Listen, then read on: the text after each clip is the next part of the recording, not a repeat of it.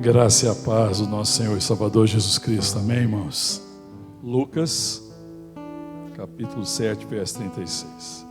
Diz assim a palavra de Deus. Convidou um dos fariseus para que fosse jantar com ele. Jesus, entrando na casa do fariseu, tomou lugar à mesa. E eis que uma mulher da cidade, pecadora, sabendo que ele estava à mesa na casa do fariseu, levou um vaso de alabastro com unguento, e estando por detrás aos seus pés, chorando, regava-os com suas lágrimas e o enxugava com os próprios cabelos, e beijava-lhe os pés e ungia com unguento. Ao ver isso, o fariseu que o convidara disse consigo mesmo: se este fora profeta, bem saberia quem e qual é a mulher que lhe tocou, porque é pecadora. Dirigiu-se Jesus ao fariseu e lhe disse: Simão, uma coisa tenho a dizer-te. Ele respondeu: dize-a, mestre. Certo credor tinha 2 devedores. Um lhe devia 500 denários e o outro 50. Não tendo nenhum dos dois com o que pagar, perdoou-lhes a ambos. Qual deles, portanto, o amará mais? Respondeu-lhe Simão: suponho que aquele a quem mais perdoou. Replicou-lhe Jesus: julgaste bem. E voltando-se para a mulher, disse a Simão: vê essa mulher? Entrei em sua casa e não me deste água para os pés. Esta, porém, regou os meus pés com lágrimas e o enxugou com seus cabelos. Não me deste ósculo, ela, entretanto, deste, desde que entrei, não cessa de me beijar os pés. Não me ungiste a cabeça com óleo, mas esta, com bálsamo, ungiu meus pés. Por isso te digo, perdoados lhe são os seus muitos pecados, porque ela muito amou. Mas aquele a quem pouco se perdoa, pouco ama. Então disse a mulher: perdoados são os seus pecados. Os que estavam com ele à mesa começaram a dizer entre si: quem é este que até pecado perdoa pecados? Mas Jesus disse à mulher: a tua fé te salvou, vai-te em paz. Vamos orar.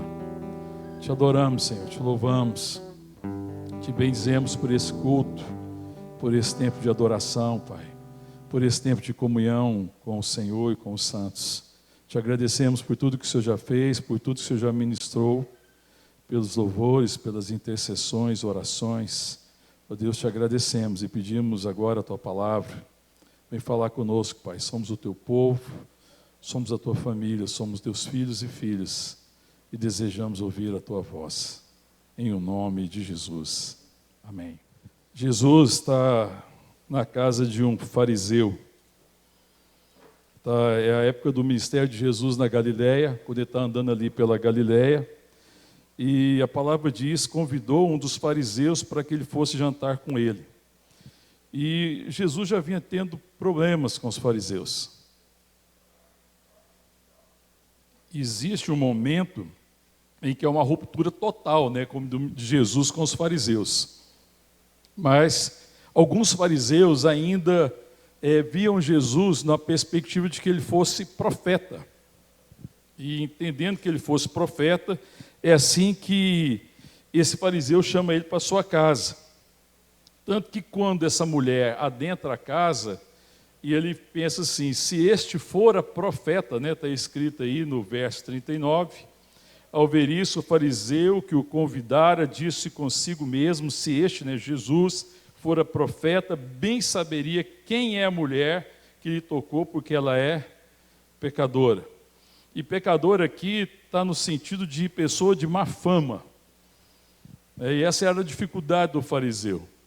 É a questão de, às vezes, classificar o pecado, de se colocar como menos pecador.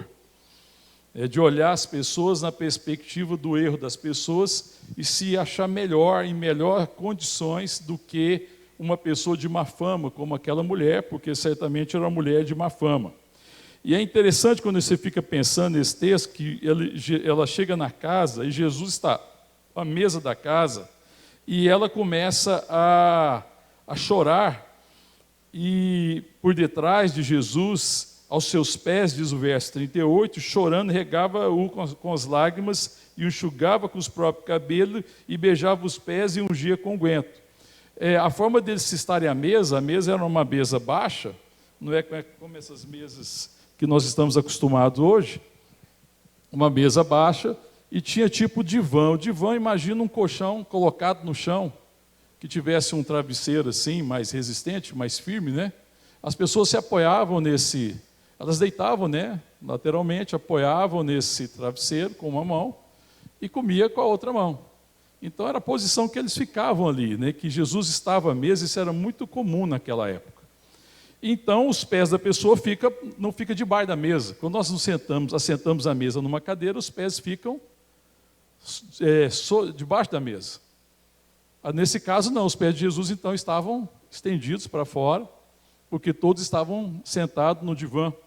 Né? Diz aqui a palavra que eles estavam à mesa na casa do fariseu. E para ela chegar e fazer o que estava fazendo, só poderia estar sentado nessa postura, que é quase a postura deitado mesmo, né? À mesa. E ela faz tudo isso que fez. E aí o fariseu, né, tem esse pensamento, e Jesus, né, conhecendo o que ia no coração dele, o verso 40, qual que é a pergunta de Jesus?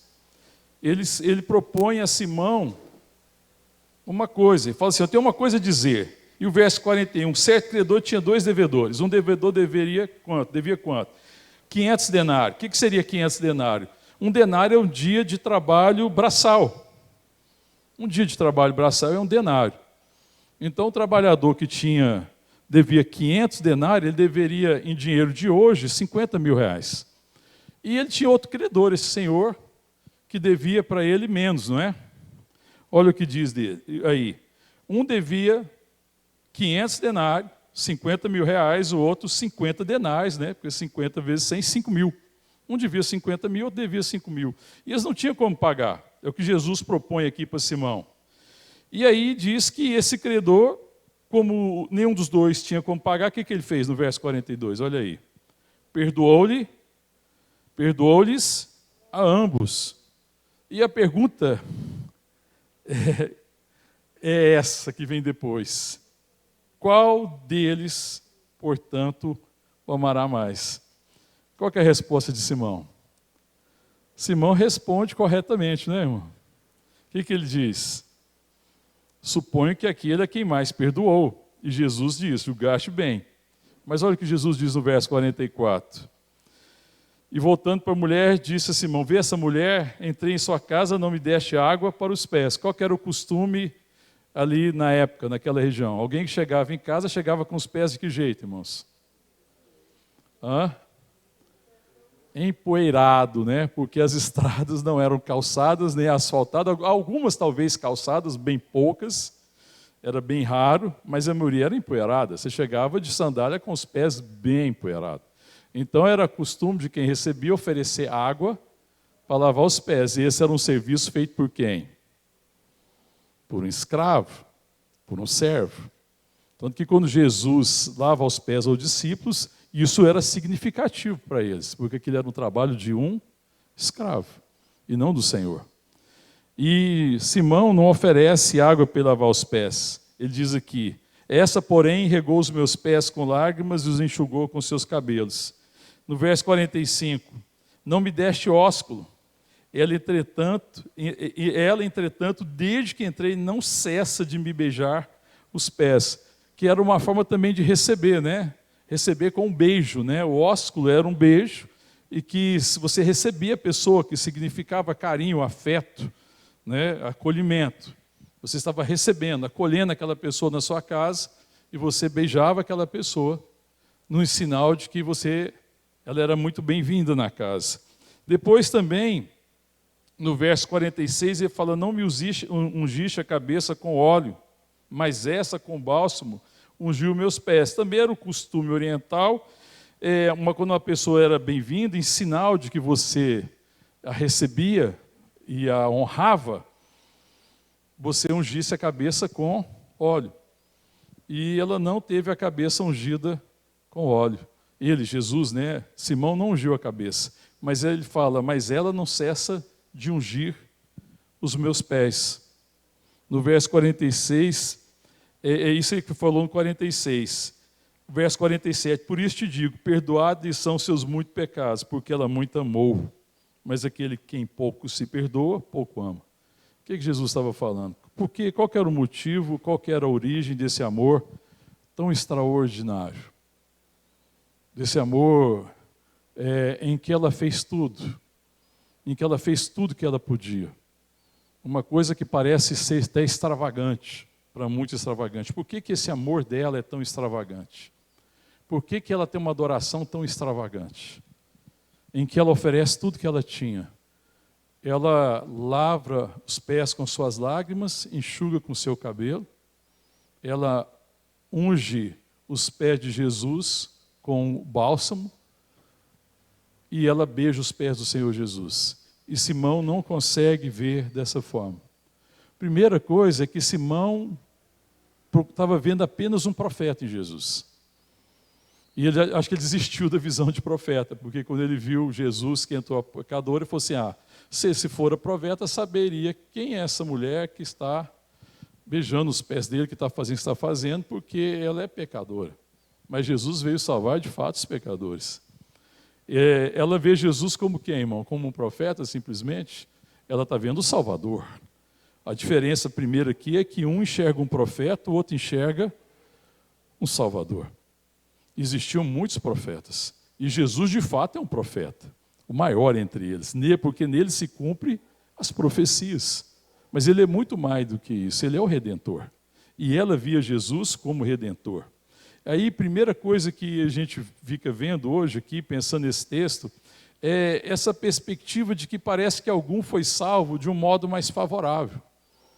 Parece que a tendência que o fariseu tinha de pensar na perspectiva da salvação, de que talvez estivesse mais direito, até porque eles acreditavam que por cumprir a lei, ou parte da lei, apesar que a lei não dava essa margem, ou você cumpria tudo ou você estava condenado, e que eles poderiam ser salvos por cumprir a lei, sendo que a lei nunca foi dada com esse propósito, a lei foi dada para revelar o pecado do coração do homem, porque ninguém jamais cumpriu a lei, porque todos pecaram, todos se desgarraram.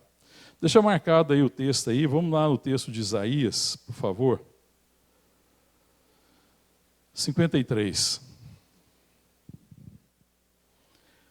Amém? Isaías 53, 4 diz, certamente ele tomou sobre si as nossas enfermidades e as nossas dores, levou sobre si. E nós o reputávamos por aflito, ferido de Deus e oprimido, mas ele foi traspassado pelas nossas transgressões e moído pelas nossas iniquidades. O castigo que nos traz a paz estava sobre ele, e por suas pisaduras fomos sarados. Todos nós andávamos desgarrados como ovelhas, cada um se desviava pelo caminho, mas o Senhor fez cair sobre ele a iniquidade de nós todos. Ele foi oprimido e humilhado, mas não abriu a boca. Como cordeiro foi levado ao matadouro, e como ovelha muda perante os seus tosqueadores, ele não abriu a boca. O juiz opressor foi arrebatado, e de sua linhagem, quem dela cogitou? Porquanto foi cortado da terra dos viventes, e por causa da transgressão do meu povo, foi ele ferido. Eu não preciso continuar a ler aqui o texto. Esse texto, nessa profecia de Isaías, do sofrimento de Jesus, e fica muito claro que Jesus ele tá se entregando e o sangue dele foi derramado por todos, porque todos se desgarraram. Não há um justo sequer. O apóstolo Paulo, em Romanos, diz isso muito claramente. Não há nenhum justo. Todos pecaram, todos carecem da glória de Deus, da presença de Deus, da ação de Deus. Então, na perspectiva de salvação, nós sabemos.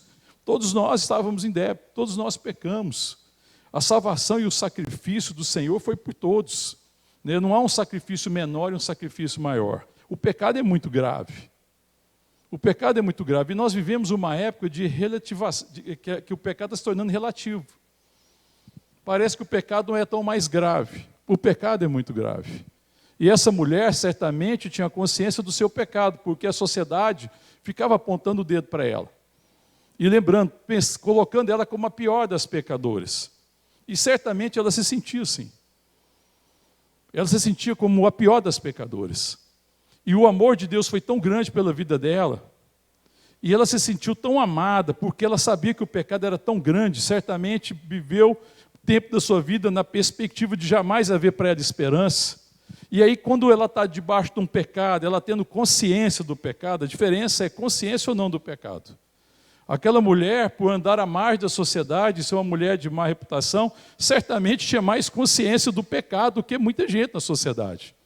Os fariseus não tinham a consciência do pecado, como essa mulher tinha. Simão não tinha essa consciência. Incrível, porque aquele que conhecia a palavra de Deus não tinha consciência do pecado, como essa mulher tem consciência, ao ponto de que, quando ela é perdoada, ela muito ama. Ela não foi perdoada porque amou, como algumas pessoas às vezes entendem esse texto. Ela amou porque ela foi muito perdoada. O amor dela é extravagante, porque ela sabia que o pecado dela era imenso. Ela sabia da gravidade do pecado. E, por outro lado, tem consciência do preço. De alguma forma, ela tinha consciência desse preço. Jesus é o Cordeiro de Deus que tira o pecado do mundo. Ele ainda não tinha sido oferecido. Não tinha se cumprido na história. Brevemente se cumpriria. Mas, de alguma forma, ela tem essa revelação. De que ela é pecadora. E que ela precisava de uma graça imensa. E nós precisamos admitir, né, que nós somos pecadores. E que Deus perdoa liberalmente, devemos aceitar essa livre graça e esse favor imerecido de Deus. E o que é incrível é que Deus perdoa, não importa a dimensão do pecado, não importa a gravidade do pecado, Ele é perdoador, amém, irmão? Ele é perdoador. Não existe perdão que não possa ser perdoado pelo Cordeiro de Deus, que tira o pecado do mundo. E essa mulher tem essa perspectiva. Então, a primeira coisa que eu vejo aqui é essa falta de perspectiva de que nós não somos salvos da mesma forma. Nós somos salvos da mesma forma. O preço é um só. Amém, irmãos? É por isso que às vezes a igreja é legalista. Porque a gente olha para as pessoas lá fora e apontamos o pecado. Porque a gente se acha melhor. Como se o nosso pecado fosse menos grave, como se não tivesse custado o mesmo preço. Então, nós vamos ter consciência. O pecado é muito grave. O pecado custou o sacrifício do Filho de Deus. O pecado não pode ficar impune. O pecado precisa ser punido. O pecado foi punido em Jesus Cristo. Amém? O castigo que nos traz a paz estava sobre ele.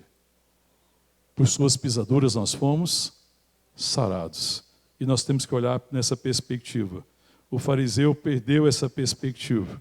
Ele achava que o débito dele era menor. E não compreendia é que a graça é maior.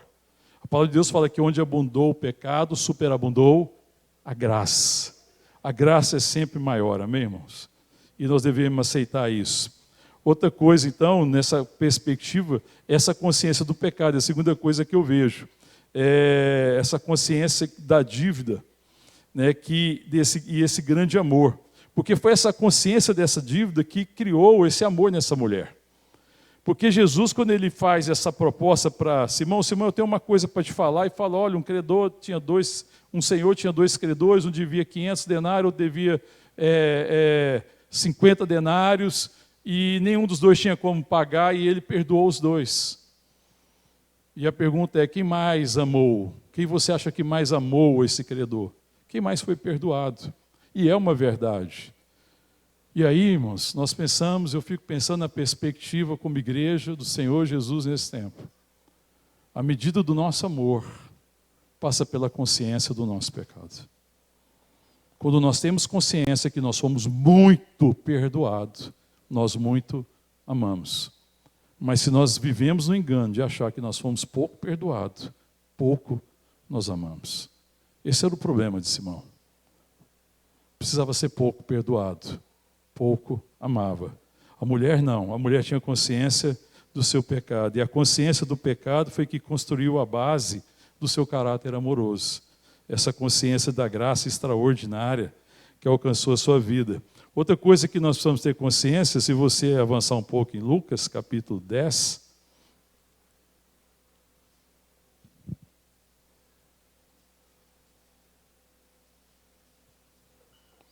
esse também muito conhecido, verso 26, no 25, aliás, e nós vamos colocar ali até o 27 apenas. Eis que certo homem, intérprete da lei, se levantou com o intuito de pôr Jesus à prova e disse, Mestre, que farei para herdar a vida eterna? Então Jesus lhe perguntou, que está escrito na lei? como interpretas? A isso respondeu: amarás o Senhor teu Deus de todo o teu coração, de toda a tua alma, de todas as tuas forças, de todo o teu entendimento, e amarás o teu próximo como a ti mesmo. Então lhe disse Jesus: respondeste corretamente, faze isto e viverás. Incrível, né, irmão? Com a semelhança que tem nesse texto. Porque aqui é o intérprete da lei, nós já compartilhamos, né? O texto que eu falei sobre a lei é para ser interpretada ou é para ser vivida? Você é um intérprete da lei ou você é uma personificação da lei? Porque o samaritano é a personificação da lei. Ele vive a lei, ele ama o próximo. Aqui, esse intérprete da lei aqui, na verdade, ele só interpreta. Ele é um tipo de advogado que interpretava, alguém que interpretava, mas ele não vivia. Tanto que quando interpreta corretamente, Jesus falou o que para ele? Faze isto e... Faze isso e o que, irmão? Viverás. Então, essa consciência da verdade, da vontade de Deus. Esse crescimento nessa consciência que me leva a fazer, de fato, a vontade de Deus. Porque uma vez que eu fui perdoado, eu não posso fazer nada contra o meu pecado. Jesus já pagou, não tem uma grama, 1 milímetro que eu possa fazer pelo perdão dos meus pecados. É graça, é favor imerecido. Isso também, com essa consciência desse pecado, isso traz a consciência da vontade de Deus e de quem eu sou. Então o amor passa a ser a intenção do meu coração, por causa dessa consciência. Outra coisa que eu acho que a gente perde a perspectiva é a consciência do amor de Deus. Abre comigo em 1 João, primeira carta de João, capítulo 3. É a consciência do amor de Deus.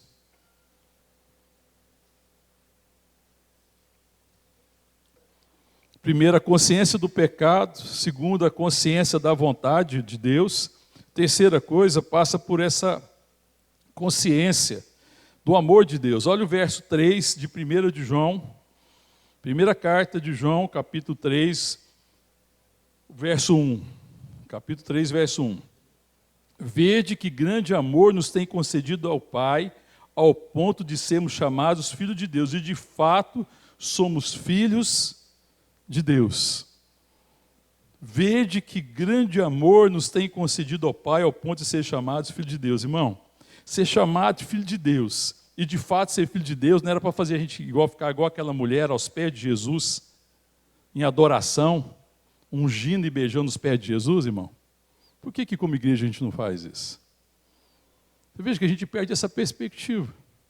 Irmão, essa é uma revelação tão extraordinária, que não cabe outra coisa. Por isso que a adoração, irmão, é o sinal da saúde da igreja. Uma igreja saudável é uma igreja adoradora. Porque é uma igreja que tem consciência do pecado, de como o pecado foi nocivo, que estava condenado, que estava perdido, que não tinha esperança. E foi perdoado por tamanha graça, tem consciência da vontade de Deus, da sua palavra. O Espírito Santo vai revelando ao seu coração a sua vontade, e o cumprimento da lei é o amor. Tem consciência desse amor extraordinário, impagável. Que a única coisa que me resta fazer em função dessa graça de ser tornado filho de Deus é a adoração. Então a adoração da igreja devia ser a coisa mais estrondosa do mundo. É que a gente tem perdido essa perspectiva do que é ser filho de Deus. Porque não tem outra resposta a isso a não ser a adoração. Não tem outra resposta a isso a não ter estar aos pés de Jesus, do meu Salvador. Não tem outra resposta a não ser cantar a respeito da salvação, adorar a respeito da salvação, ter um cântico sempre nos meus lábios. Porque como explicar um amor desse? Vede que grande amor tem nos concedido ao Pai, ao ponto de sermos chamados filhos de Deus, e de fato, nós somos filhos de Deus. Glória a Deus, irmão. Aleluia, irmão. Ou não? Não, pastor, coisa normal. Que isso, gente? Que falta de perspectiva é essa? Que nós não temos, às vezes, essa perspectiva, é assustador. Irmão, sério, para eu ler esse texto. Esse texto, quem não lê esse texto não fica chocado? Esse texto sempre me chocou. Toda vez que eu estou diante desse texto, esse texto me confronta profundamente. Por causa da revelação e da entrega dessa mulher, dessa adoração. dessa resposta que ela não conseguia conter. Sabe, a resposta dela, ela não é lógica. Ela excede qualquer coisa que possa parecer razoável.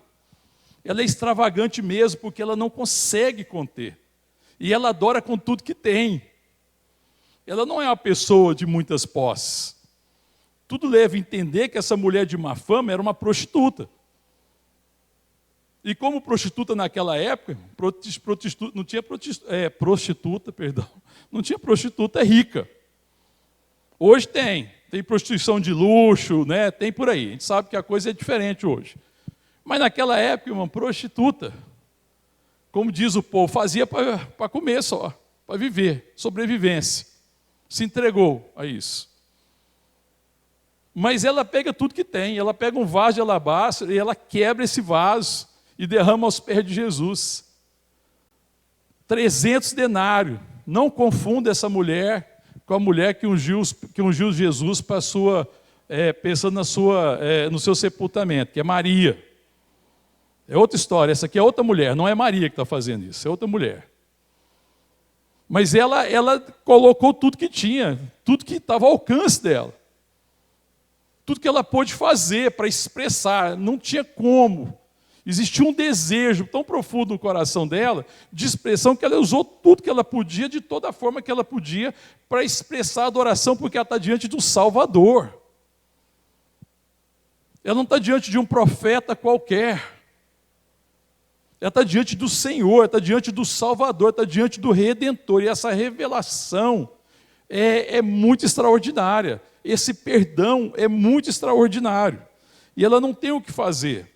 Outra coisa é que a gente às vezes não consegue avaliar o preço da redenção. Vamos ler mais um texto, aí você está em 1 João, volta um pouquinho, primeira carta de Pedro. Capítulo 1. Primeira carta de Pedro, capítulo 1, o verso 18, diz assim: sabendo que não foi mediante coisas corruptíveis, como prata, ouro, que fostes resgatado do vosso fútil procedimento, que vossos pais vos legaram, mas, verso 19, pelo precioso sangue, como de cordeiro sem defeito e sem mácula, o sangue de Cristo, conhecido com efeito antes da fundação do mundo, porém manifestado nos fins dos tempos, por amor de vós. Você não foi resgatado por um precinho qualquer. Você não foi resgatado, não tinha ouro. Você sabe que você não foi resgatado por ouro, irmão? Sabe por que você não foi resgatado por ouro? Nem prata? Por quê? Pergunta para quem está perto de você aí. Quem sabe te ajuda. Por quê, irmão? Porque não tem ouro nem prata no mundo suficiente para pagar pelo seu pecado. Fala para ele. Sabia disso, irmão? Não tem ouro, não tem prata, não tem pedra preciosa no mundo suficiente para pagar pelo pecado. Não existe. Nós não fomos resgatados por isso, e além do mais, essas coisas são corruptíveis. Essas coisas têm valor hoje, amanhã pode não ter. Vocês foram resgatados pelo precioso sangue de Cristo Jesus, o Filho de Deus. Então, às vezes, uma coisa que a gente perde a perspectiva é do sacrifício, é a avaliação do preço da redenção. A redenção custou muito caro, é muito caro. E essa visão precisa estar no nosso coração. Nós precisamos compreender que o perdão que nós recebemos, ele é perfeito, não só é caro, como é perfeito. Nós não temos que fazer mais nada, é um perdão tão extraordinário, irmão, que não há mais condenação. Romanos, capítulo 8, o que ele diz lá no começo? Agora, pois, já não há nenhuma condenação para aqueles que estão em Cristo Jesus. Perdão perfeito, perdão completo, para todo pecado, para toda e qualquer situação, para toda dimensão de pecado. Perdão perfeito, não tem mais nenhuma dúvida. Dívida, aliás, não tem mais dívida, já fomos perdoados. Nós estamos diante de um Salvador, irmão, que nos salva completamente. Nós não estamos diante de um profeta simplesmente que está falando de salvação. Nós estamos diante daquele que nos salva, amém, irmão? Aquela mulher está diante do seu Salvador. E é isso que leva a essa conduta, essa consciência do pecado, essa consciência que ela está diante do seu Salvador. é que faz ela se derramar de uma forma tão extravagante e desejar estar perto dele, bem aos seus pés. Se nós formos ler na história, irmão, nós vamos ver muitas pessoas que quando estiveram diante do Salvador, e uma vez salvo, o que elas fizeram? Elas se prostraram aos pés do Salvador. Se prostrar aos pés do Salvador é mais do que uma atitude física, é uma atitude do coração, é uma rendição. É uma rendição. Senhor, eu quero estar aos teus pés, eu quero viver prostrado a teus pés. É uma atitude de humildade profunda, é um desejo de lavar-lhe os pés, reconhecendo que Ele me lavou do pecado, Ele me perdoou completamente, Ele me resgatou da maldição, do pecado. É estar com essa contrição no coração tão profunda, irmão, que nos leva às lágrimas. Ela foi levada às lágrimas, porque o coração dela está contrito, porque ela está diante da coisa mais extraordinária que aconteceu. O Senhor se fez carne e habitou entre nós, e morreu morte de cruz, para nos resgatar da maldição, do pecado. Aquela mulher é quem está tendo revelação de tudo, enquanto que o mundo religioso não está entendendo nada, ainda está perseguindo Jesus, no meio daquela acusação que havia contra Jesus, a perseguição que já se levantava, que lá no ministério, já na Galiléia, já se levantava essa perseguição, e ela ia ficar mais acirrada ainda. Aquela mulher está vendo o Salvador, ela está vendo o Redentor, ela não faz pouco caso do pecado, ela não faz pouco caso do pecado. Nós vivemos um mundo hoje que faz pouco caso do pecado, e o mundo que faz pouco caso do pecado é porque não compreende a gravidade do pecado.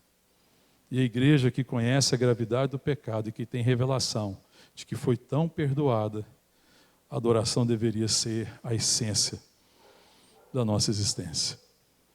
Porque a adoração é isso. É quando eu não tenho outra forma de reagir diante de tamanha graça, de tamanho amor, de tamanho perdão, de tamanha dívida que foi perdoada, sabendo que eu não podia fazer nada para ser resgatado do pecado, que eu sou como aquele devedor que não tinha como pagar a dívida, e minha dívida era impagável. Eu fui perdoado plenamente. Eu fui redimido extraordinariamente. E assim eu preciso olhar para o mundo, amém, irmão? Porque essa é a graça que está se oferecendo para o mundo perdido. É a graça que essa mulher teve revelação. Que essa mulher que era mal falada, que era uma mulher de má fama, ela tem revelação. Volta lá no texto de Lucas 7. Depois do verso 47 que nós lemos, né? Porque ela muito amou, mas aquele aqui pouco se perdoa, pouco ama. O resultado de ser muito perdoado é amar muito. Então disse, verso 48, a mulher, perdoados são os seus pecados. Olha o verso 49, porque estavam com ele à mesa, começaram a dizer, quem é este que até perdoa pecados? Eles ficaram ali, né, admirados, quem é esse? E aí eu não sei se eles vão caminhar para a revelação, para se renderem ou não. Mas ele é exatamente esse que perdoa os pecados. Esse é o extraordinário de Deus. Aquele que perdoa pecados está no nosso meio. E no verso 50, Jesus disse à mulher, a tua fé te salvou, vai-te em paz. Amém? Aquela mulher teve revelação, a fé dela salvou ela porque ela reconheceu que ela era uma grande pecadora, mas ela reconheceu que Jesus é um grande Salvador. Na verdade, ela não reconheceu, ela teve revelação, porque o ser humano não tem essa capacidade. Ela recebeu revelação disso. E o Deus, nosso Senhor Jesus Cristo, deseja revelar-se assim. Ele continua salvando, amém, irmão? A gente olha para o mundo e fala, não, o mundo está muito perdido.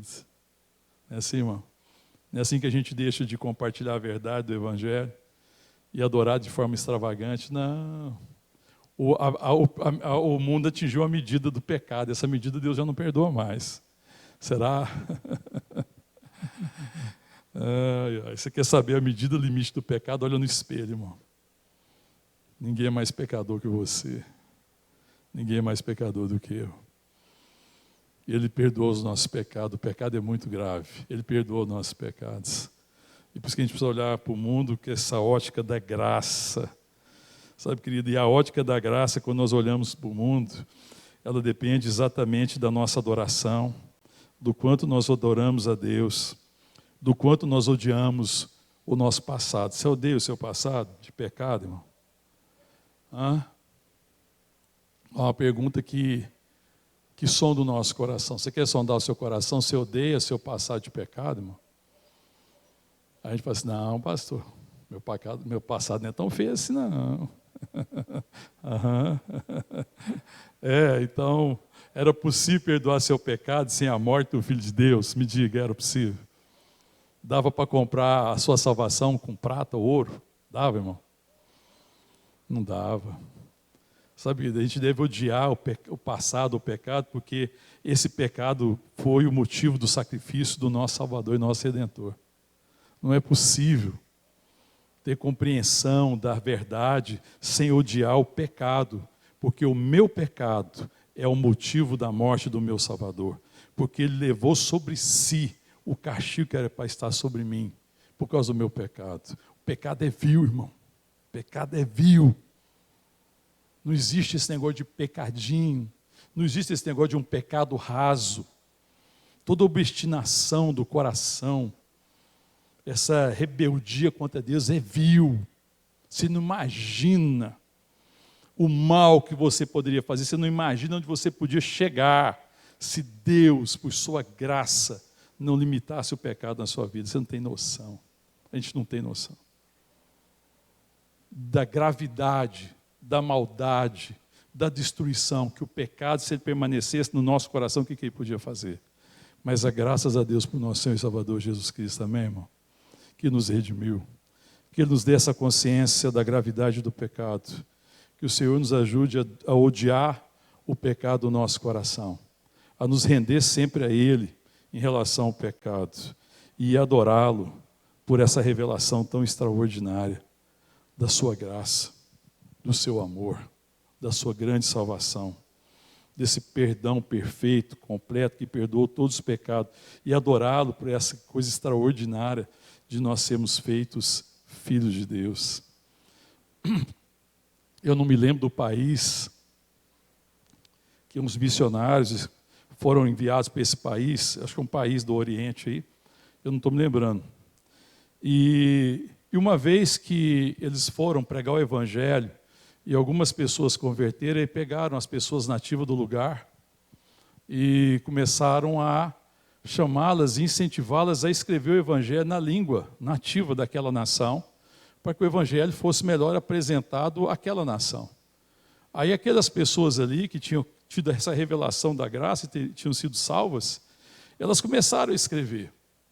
E quando eles chegaram nesse texto aqui, que nós lemos lá de 1 de João, no capítulo 3, no verso 1, que fala que vede com grande amor, Deus nos amou ao ponto de sermos chamados filho de Deus, e de fato nós somos filhos de Deus.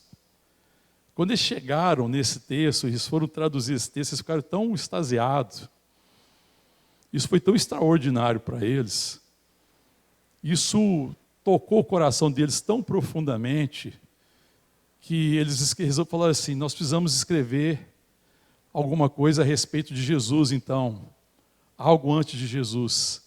Porque se a obra de Jesus foi tão grande, ao ponto de perdoar o meu pecado, e já perdoar o pecado já era grande coisa, e agora é ser feito filho de Deus, e estão extasiados diante dessa revelação, que fala assim, nós precisamos escrever que também vai ser permitido uma outra coisa, vai ser permitido beijar os pés de Jesus Cristo. Porque o que eles falam assim, o que nós queríamos agora era beijar os pés do Senhor. O desejo do coração daquela mulher encheu o coração daqueles homens e mulheres recém-convertidos. Vede com que grande amor tem nos concedido o Pai, ao ponto de sermos chamados filhos de Deus, e somos seus filhos de Deus. Eles escreveram, nós temos que acrescentar, e será nos permitido beijar os pés de Jesus. Porque como não beijar os pés de Jesus diante de um amor tão extraordinário? de uma salvação que não só me redimiu do pecado, mas de uma salvação que me faz andar em amor. Porque filho de Deus ama como Deus ama. E eles ficaram assim, extasiados com aquilo. E que eles queriam escrever isso. Pois é, então, a Bíblia estava cheia de citações de gente que se prostrou aos pés de Jesus. E talvez dessa mulher seja uma das mais extraordinárias. Uma mulher que tinha consciência do seu pecado. Uma mulher que teve revelação que Jesus era Salvador. E que teve consciência desse amor extraordinário. E que o seu coração foi tão contrito. E ela se humilhou ao ponto de lavar os pés de Jesus com seu cabelo e com as suas lágrimas. De beijar seus pés e ungir com unguento. Em sinal de adoração. Amém, irmão? A adoração que nós oferecemos a Deus, ela nasce da profundeza da nossa humildade, do nosso reconhecimento. Quanto mais nós reconhecemos e quanto mais humilde nós formos, mais alto florescerá o amor. Maior será o testemunho. O grande testemunho de amor dos filhos de Deus é resultado da profundidade, da humilhação e do reconhecimento de que nós não merecíamos o perdão e que recebemos um perdão extraordinário. Não só extraordinário, um perdão completo, um perdão suficiente. E agora me resta adorar o Senhor. É isso que eu quero fazer. Por isso que a palavra de Deus fala de uma eternidade de adoração. Amém, irmão? Porque eternidade e adoração é essa revelação tão plena, tão suficiente, tão completa, que não resta outra coisa não se adorá-lo. A palavra de Deus, na primeira carta de Paulo aos Coríntios, capítulo 13, que fala assim: agora nós vemos como em parte, como com espelho apenas. Nós não conseguimos ver como nós somos vistos, mas vai ter um momento, irmão, que nós vamos ver assim como Ele nos vê. E que a gente vai deixar de ser criança e nós vamos ser adulto. Sabe o que significa ser adulto, irmão? Nós seremos plenamente adoradores. Porque diante de tamanha revelação, o céu não pode ser um outro lugar que não seja um lugar de adoração, de estar aos pés do Redentor, que perdoou tamanho pecador. Não resta para nós outra coisa, a não ser adorar. Amém? Vamos ficar de pé. Vamos orar a Deus para que Ele ministre o nosso coração e traga revelação ao ponto de nós sermos de fato adoradores, que adorem em espírito e em verdade. E que essa adoração da igreja, nesse tempo, que seja restaurada. Amém, irmão? Eu acho que é um tempo de nós orarmos não só por nós, mas nós orarmos pela igreja do Senhor Jesus, em toda a terra, particularmente no Brasil, para que seja restaurado aquele altar de adoração, que é devido ao nome do Senhor Jesus. Amém, irmão? Que haja essa adoração de estar aos pés, de estar rendido. Adoração de quem compreende que o seu pecado era impagável, mas o Senhor Jesus pagou com o seu sangue. Amém? E não só isso. Por causa do seu sangue e do seu perdão, Ele nos deu o direito e o poder de sermos filhos de Deus. Amém, irmão? Então não resta outra coisa a não ser adorar. Amém, irmão? E adorar significa mais do que lágrimas, significa mais do que cânticos, significa mais do que ungir os pés do Senhor. É mais do que isso. Adoração é quando a nossa vida tem o perfume de Cristo. Amém, irmão? Porque nós somos o bom perfume de Cristo, amém? Diz a palavra de Deus. E devemos ser cheiro de vida. E devemos exalar essa vida. Adoração é quando a nossa vida exala esse cheiro. E talvez nesse tempo difícil, de pandemia, de dores, de dificuldades, esse cheiro é cheiro de proximidade, é cheiro de cuidado. Amém, irmãos? Graças a Deus por cada irmão, cada irmã que é sensível à necessidade do seu próximo e sente pelo seu próximo aquilo que Deus sente e se torna uma expressão de amor e graça. Quando nós cuidamos, quando nós abençoamos, quando nós temos comunhão, quando a nossa comunhão é para o bem, quando a nossa comunhão exalta Cristo, quando nós nos reunimos para a glória de Deus, quando a nossa reunião faz com que a gente se torne mais parecido com o Senhor. Amém, irmão? A comunhão dos santos tem que ser essa comunhão em que, pela graça, nós edificamos uns aos outros em amor, porque o edifício que Deus está edificando é o edifício do amor. Amém? E essa bendita comunhão, essa unção, essa fragrância da vida, da graça de Deus que está no nosso meio, precisa inspirar o nosso coração. Adoração é quando as nossas reuniões são inspiradoras. Amém, irmão?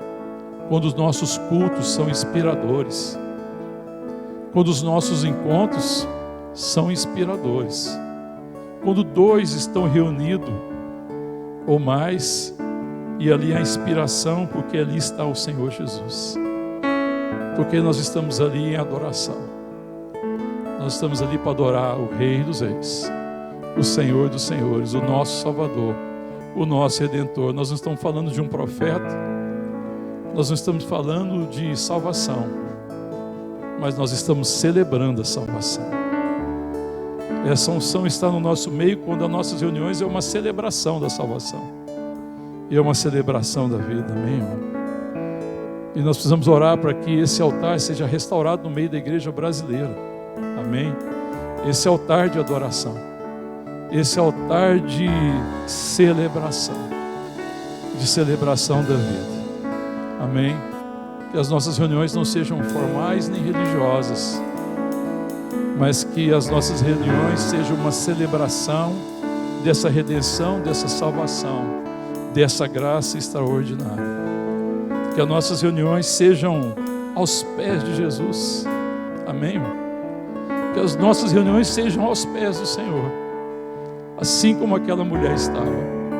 Que o nosso coração esteja rendido, e que da profundidade, da humildade que o Espírito gera no nosso coração, possa florescer de nós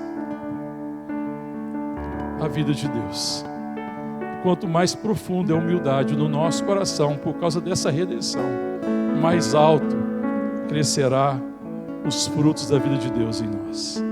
Amém? Vamos orar. Fala com o Senhor.